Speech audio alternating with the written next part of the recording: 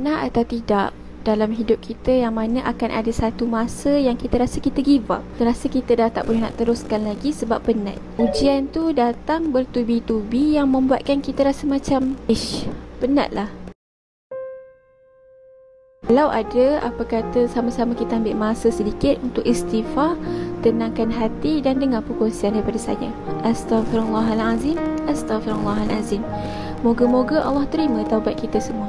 Saya tahu dan saya yakin dalam hidup kita ni, sepanjang hidup kita, memang kita tak dapat lari daripada rasa penat, daripada rasa give up, daripada rasa stres yang tadi. Lebih-lebih lagi dengan apa yang kita hadapi sekarang ni. Ada yang terjejas ekonominya, ada yang dah lemah semangat untuk nak teruskan pelajarannya. Jadi hari ni saya nak share lah satu kisah ringkas, kisah analogi yang berkaitan dengan ujian. Kisah ni yang mana adalah seorang pemuda yang saya panggil pemuda A. Pemuda A ni dia gendong satu beg yang besar dan berat dekat belakang dia. Macam dulu kita gendong beg sekolah kan, tapi beg ni adalah lebih besar dan lebih berat. Dan pemuda A ni dia berjalan di atas padang pasir. Dia nak pergi ke tempat yang dia nak tuju. Kemudian datang lagi seorang pemuda yang saya panggil pemuda B. Pemuda B ni dia gendong beg yang sama macam A, iaitu beg yang besar dan berat. Kemudian diorang ni bertembung. Diorang bertembung lalu diorang pun berjalan lah bersama-sama nak ke destinasi yang diorang nak tuju tu kan. Kemudian ada satu tahap ni, B ni dia dah rasa penat untuk bawa beg yang dia gendong tu. Jadi dia pun tanyalah soalan kepada A, kau tak penat ke? Kau tak stres ke? Dengan beban yang kita bawa ni, dengan berjalan di atas padang pasir yang panas, dengan tak ada makan minumnya, dengan jauh lagi perjalanan kita ni, kau tak penat ke? Aku dah tak mampu. B cakap dan B tanya pada A. Nak tahu A ni jawab apa? A balas, sabar je tak cukup untuk kita nak bawa beg yang besar dengan berat ni. Sepatutnya kita kena yakin yang di sebalik beban kita bawa ni ada hikmah. Barulah minda kita ni positif dan kita boleh bawa beg ni.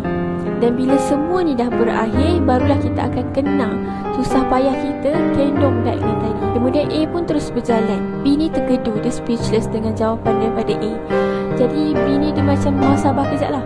Kemudian dia pun kejarlah A tadi dan dia kata kepada A, izinkan aku untuk jalan dengan kau sebab aku tak kuat. A kata boleh, tak ada masalah sebab kita saling melengkapi.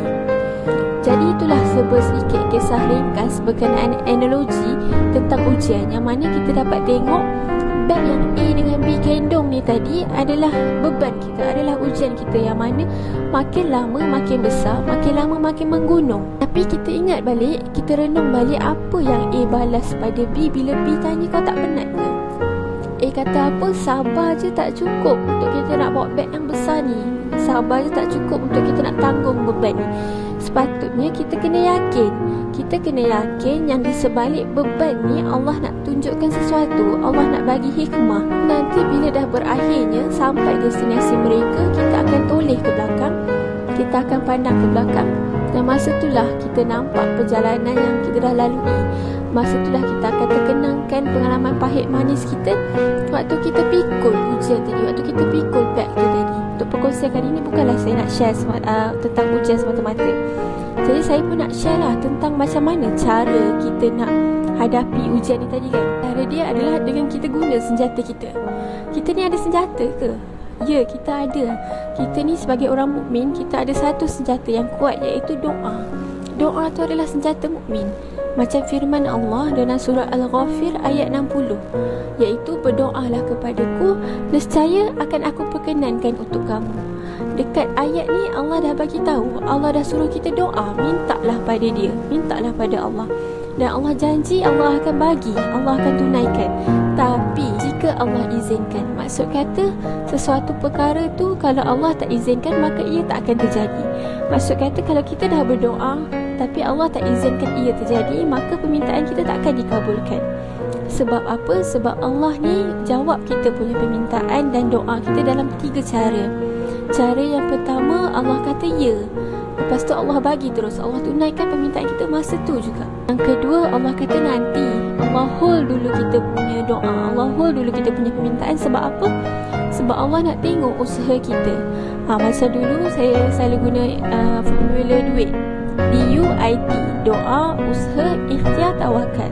Bila kita dah berdoa, kita kenalah usaha untuk nak capai sesuatu tu. Kemudian kita cari jalan keluar untuk keluar daripada ujian tadi. Kemudian barulah kita tawakal, berserah kepada Allah. Dan cara yang ketiga Allah balas kita punya permintaan adalah Allah cakap tidak. Allah tak bagi, Allah tak tunaikan permintaan kita. Sebab apa? Sebab Allah tahu perkara tu tak baik untuk kita, dan Allah akan gantikan dengan yang lebih baik. Ini nak tunjukkan ya Allah ni sayang, Allah ni maha penyayang, Allah ni cintakan kita.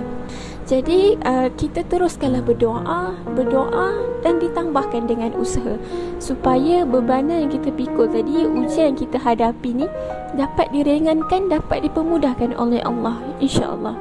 Jadi kesempatan ni jugalah saya nak satu doa yang pernah dikongsikan oleh Ustazah Asma Harun. Jadi mungkinlah kita boleh aplikasikan doa ni dalam kehidupan harian kita, atau bila mana kita rasa kita penat sangat dengan ujian atau kita rasa down. Doa ni adalah daripada surah Al-Ghafir ayat 44. A'udzubillahi minasyaitonirrajim. Wa ufawwidu amri illallah innallaha basirun bil ibad. Maksudnya, aku serahkan urusanku kepadamu, kepada Allah. Sesungguhnya Allah melihat akan hamba-hambanya. Segala ujian yang kita hadapi ni dapat dipermudahkan oleh Allah. Kita dapat harungi dengan jayanya kan. Saya doakan kepada semua yang menonton ni dipermudahkan segala urusan oleh Allah, dan semoga kita terus kuat dalam menghadapi ujian yang mendatang. Ingatlah, bila mana selagi mana kita ni digelar orang mukmin, kita memang takkan dapat lari daripada ujian. Macam mana yang Allah berfirman dalam surah Al-Ankabut ayat 2 hingga 3, yang mana Allah bagi tahu mana mungkin kita kata kita beriman tapi kita tidak diuji. Jadi teruskan semangat, kuatkan hati, tetapkan iman. InsyaAllah itu sahaja daripada saya. Assalamualaikum warahmatullahi wabarakatuh.